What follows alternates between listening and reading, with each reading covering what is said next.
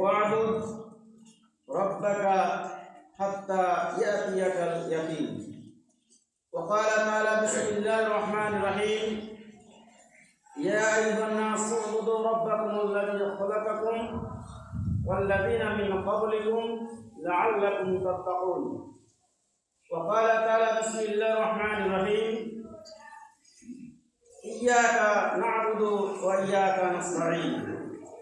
وقال رسول الله صلى الله عليه وسلم في حديث مبارك بسم الله الرحمن الرحيم إن بدل أمتي لم يدخل الجنة بكثرة الصلاة والصيام ولكن دخلوها برحمة الله وصحوة الأنفس وسلامة الصدور.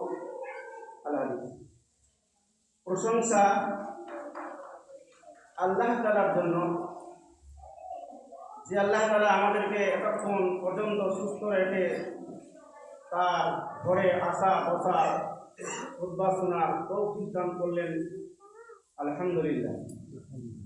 তারপরে পরে আমাদের নবী রহমতুল্লাহ আলামিন জনাবে তাজদারে মদিনা জনাবে আহমদে মুস্তফা মোহাম্মদ মুস্তফা সাল্লাল্লাহু আলাইহি ওয়াসাল্লামের উপর অসংখ্য দরুদ শান্তি ধারা বর্ষণ হোক। আল্লাহুম্মা সাল্লি আলাইহি আল্লাহুম্মা বারিক আলাইহি।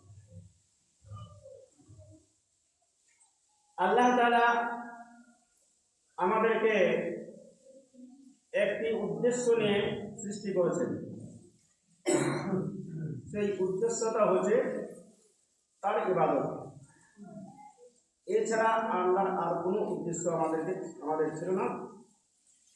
আমাদেরকে সৃষ্টি করার একমাত্র উদ্দেশ্যটাই হলো যে আমার ইবাদত করবে। ওয়া খালাকতুল জিন্না ওয়াল ইনসা ইল্লা লিয়াবুদুন। আল্লাহ বলছেন জিন এবং মানুষকে সৃষ্টি করলাম একমাত্র আমার ইবাদত করার জন্য। আল্লাহ অন্যত্র বলছেন ওয়া'বুদ রাব্বাকা হাত্তা ইয়াতিয়াকাল ইয়াকিন। তোমার সেই রবের, সেই প্রতিপালকের ইবাদত করতে থাকো, সেই নিশ্চিত মুহূর্তটি আসা পর্যন্ত। নিশ্চিত মুহূর্তটা আসা পর্যন্ত আমাদেরকে আল্লাহ ইবাদত করতে বলছে।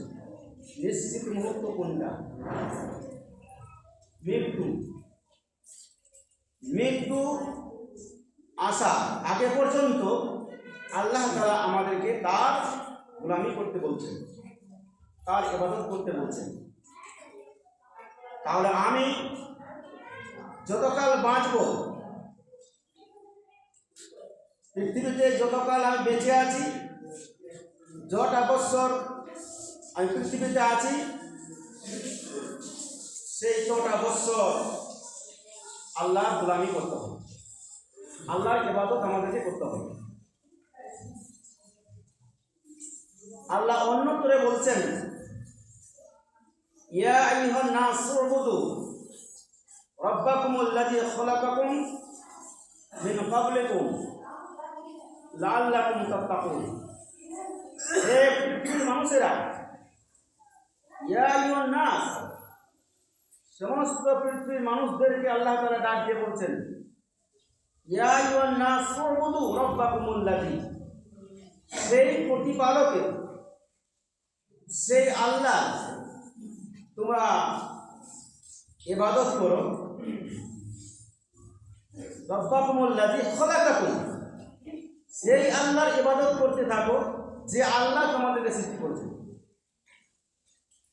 যে আল্লাহ আমাদেরকে সৃষ্টি করেছেন, সেই আল্লাহর, সেই সৃষ্টিকর্তার ইবাদত করার জন্য আল্লাহ আমাদেরকে বলছেন লাআল্লাকুম তাত্তাকুন, যাতে করে তোমরা পরেজগার বা মুত্তাকি হতে পারো। তাহলে ইবাদত করে আমাদেরকে মুত্তাকি হতে হবে, পরেজগার হতে হবে। ইবাদত ছাড়া মুত্তাকি পরেজগার হওয়া যাবে না। এইখানে আল্লাহ তাআলা শুধু কোনো একটা ইবাদতকে খাস করে বলছেন না,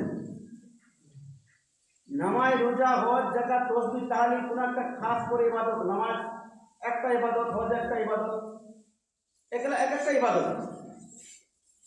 এখানে আল্লাহ সমস্ত ইবাদতটাকে গুটিয়ে বলে দিলেন, যত রকমের ইবাদত আছে, যত রকমের ইবাদত আছে আমাকে করতে হবে।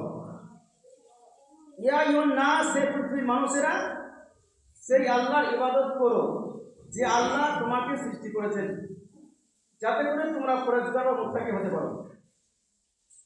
তাহলে ইবাদত আমাদের, আল্লাহ আমাদের ওপরে যা কিছু হুকুম জারি করেছেন, যা কিছু আমাদেরকে আল্লাহ তাআলা করতে বলেছেন, সেগুলোকে করতে হবে।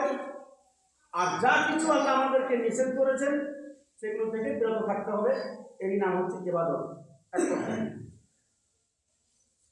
আল্লাহ তাআলা সূরা ফাতিহার মধ্যে বলছেন, যেটা আমরা প্রত্যেক রাকাতে পড়ে থাকি, ইয়্যাকা না'বুদু ওয়া ইয়্যাকা নাস্তাঈন, আমরা কেবল তোমারই ইবাদত করি আর তোমারই কাছে সাহায্য প্রার্থনা করি।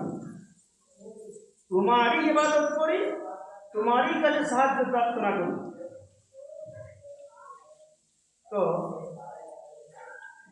ইবাদত আল্লাহরই করতে হবে, সাহায্য চাইতে হলে আল্লাহর কাছে সাহায্য চাইতে হবে। এই জায়গাটা হলো ইবাদত করার জায়গা। যে জায়গাটার মধ্যে আমরা বসে আছি, এটা নাম হচ্ছে মসজিদ। তো পৃথিবীতে এই ধরনের যত জায়গা রয়েছে ইবাদত করার জায়গা, এগুলোর নাম দেওয়া হয়েছে মসজিদ। মসজিদের অর্থ কি?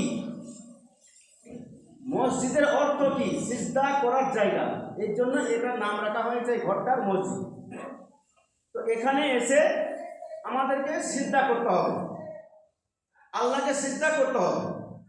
আর এটা এমনই একটা জায়গা যে এখানে রাজা, বাদশা, ফকির, কাঙ্গাল, দরিদ্র, এতিম, মিসকিন কারোর মধ্যে কোনো তফাৎ নেই, পার্থক্য নেই। এখানে যখন চলে এলাম, একজন বাদশার যে অধিকার আছে, একজন ফকির